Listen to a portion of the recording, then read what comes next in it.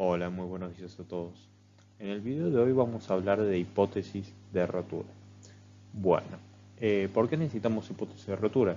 Nosotros a lo largo del curso ya vimos cada esfuerzo por separado, las tensiones que genera en un plano transversal, las deformaciones que genera, también vimos los estados tensoriales que pueden tener los elementos estructurales y como vimos, a partir del análisis de cada esfuerzo por separado, se puede determinar de forma relativamente simple qué condición lo lleva a la rotura. Pero en estado combinado, donde tenemos distintas tensiones, distintos esfuerzos, esto se complejiza mucho más y por ende es necesario determinar hipótesis para determinar cuándo se va a romper o en qué punto se va a romper nuestro elemento estructural.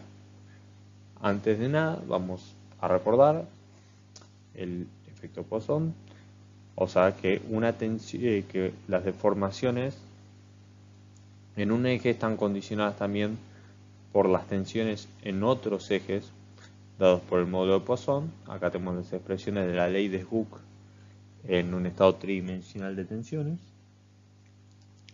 Y ahora, en las próximas diapositivas, vamos a tratar tres hipótesis: la de Rankine, la de Tresca-Guest y la de von Mises.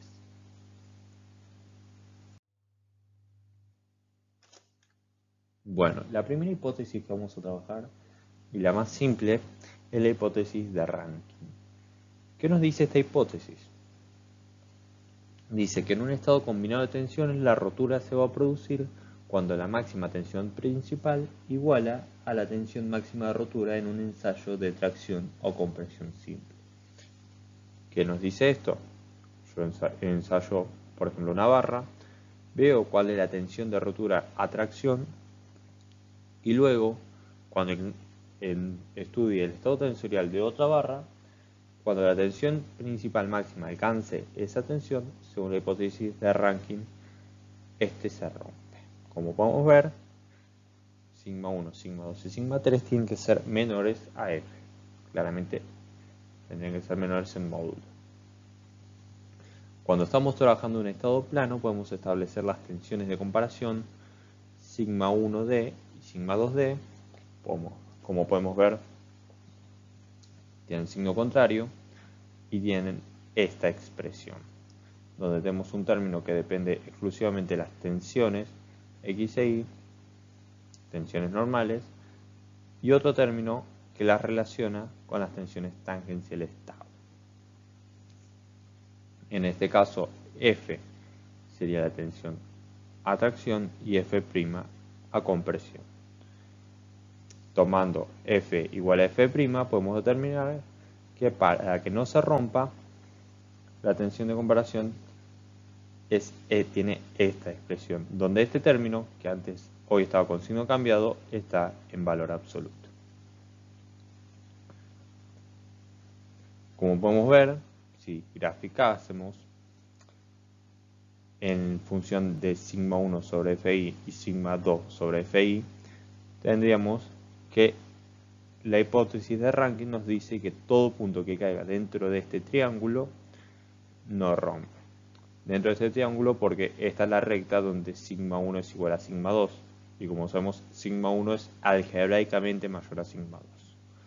Esta hipótesis no se puede aplicar a cualquier material. Es válida o se adapta bien para materiales frágiles, como por ejemplo la fundición o el hormigón cuando trabaja a tracción. Bueno, la segunda hipótesis que vamos a trabajar es la de Tresca-Guest, que nos dice que en un estado combinado de tensiones, la rotura se va a producir cuando la máxima tensión tangencial iguala a la tensión máxima tangencial en el momento de la rotura en un ensayo de tracción o compresión simple. Bueno, en un estado simple de tensiones uniaxial, tenemos que la tensión tau máxima va a ser sigma 1 sobre 2, que hoy tiene que ser menor a la tensión de rotura sobre 2 para que verifique. En un estado triple va a ser la diferencia de la tensión principal máxima y la tensión principal mínima, o sea, sigma 1 y sigma 3, sobre 2 la tensión máxima tau, la tensión tangencial tau máxima, que tiene que ser menor a la de fluencia, a la de rotura. Mientras que en un estado doble tenemos las tensiones sigma 1D y sigma 2D y tienen que verificar en cada caso. Si ambas son mayores a 0, sigma 1D tiene que ser menor a E, a la tensión de fluencia, de rotura. Si tienen signos distintos, la diferencia de ambas dos tiene que ser menor a la tensión F. Y si ambas son menores a 0, o sea, ambas son negativas, sigma 2D tiene que ser mayor en este caso a menos F. Acá está mal el signo. Podemos establecer la tensión de comparación, que en este caso tiene que verificar dos condiciones. Como vemos, esta es la misma condición que el caso anterior. La hipótesis de Rankine, la expresión es la misma de arriba, mientras que la de abajo suma sigma 1D y sigma 2D, que nos elimina todo este término, porque si recordemos, sigma 1D tiene este término positivo y sigma 2D lo tiene negativo. Entonces, al sumarlo, estos términos se anulan y nos queda esta expresión, 2 veces la raíz de la diferencia de las tensiones x e y sobre 2 al cuadrado más tensión tangencial tau tiene que ser menor a la tensión de rotura. Si graficamos y dividimos por FI, nos queda básicamente este gráfico. Todo punto que caiga por fuera de este área no verifica la hipótesis de 3K, o sea, se rompe. ¿A qué materiales se aplica bien esta hipótesis? Bueno, al contrario que la hipótesis de Rankine, se aplica a materiales dúctiles, bastante dúctiles, como podría ser acero, aluminio o también arcillas saturadas. Se comportan muy bien bajo la hipótesis de 3K Guest. Bueno, por último, la última hipótesis que vamos a trabajar y la que tiene un poquito más de mayor grado de complejidad es la hipótesis de Huber, von Mises y Henke, o también la teoría de la energía de distorsión. ¿Qué nos dice esta hipótesis? Nos dice que en un estado combinado de tensiones, la rotura se producirá cuando el trabajo interno específico de distorsión iguale al trabajo interno específico de distorsión en el momento de la rotura en un ensayo de tracción o compresión simple.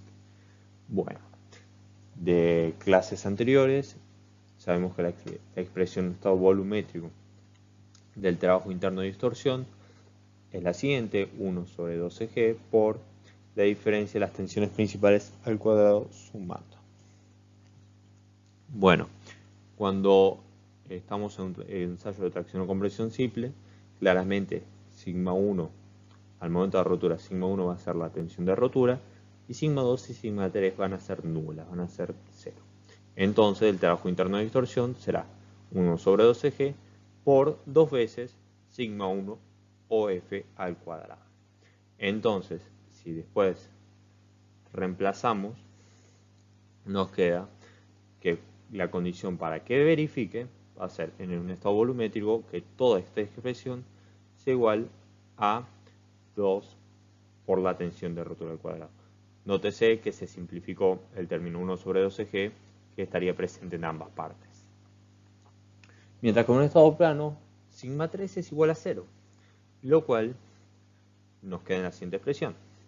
Como podemos ver, la diferencia de sigma 1 y sigma 2 al cuadrado más sigma 2 al cuadrado más sigma 1 al cuadrado igual a 2f cuadrado.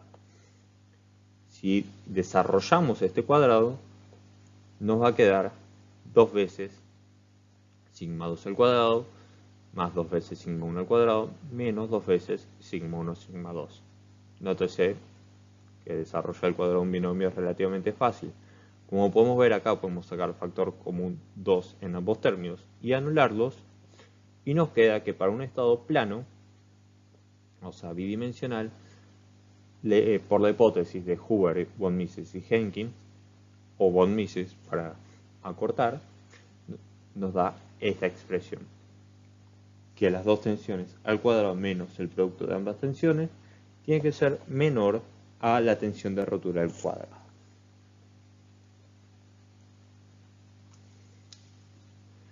Si establecemos una tensión de comparación, en este caso va a ser igual a la raíz cuadrada de sigma x al cuadrado más sigma y al cuadrado menos el producto de sigma x y sigma y más un término que nos influye a las tensiones tangenciales, que claramente acá no están porque al ser principales no hay tensiones tangenciales, pero si trabajamos en x e y sí están presentes, que es 3 veces tau xy al cuadrado. Y todo esto tiene que ser menor a la tensión de rotura. Si hacemos un gráfico, podemos ver que esto es una elipse, es la ecuación de una elipse, y nos queda acá. Todo lo que quede por fuera de esta elipse no verifica la hipótesis. ¿Y a qué materiales se aplica bien? A lo mismo que la hipótesis de Guest, principalmente metales dúctiles. Bueno, para cerrar un poco el video, acá lo que hice fue graficar las áreas donde verificaría cada una de las hipótesis y superponerlas. Como vemos, el verde corresponde a la hipótesis de Rankine, que es un cuadrado, en verdad un triángulo porque solamente nos interesa lo que esté por debajo de esta recta. La hipótesis de Guest sería un trapecio y la de von Mises sería media elipse.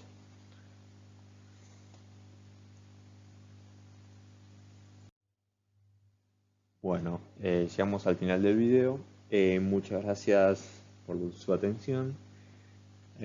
Vale recordarles que los apuntes con los cuales fue elaborado este video están disponibles en la página de la cátedra y se recomienda encarecidamente su lectura, ya que el video es solamente complementario, pero no reemplaza de ninguna manera la lectura del apunte. Por cualquier consulta siempre se pueden comunicar por los medios que dispone la cátedra o tranquilamente algún comentario en este video de YouTube. Muchas gracias por su atención de vuelta. Soy Mariano Enrico y nos estaríamos viendo en próximos videos.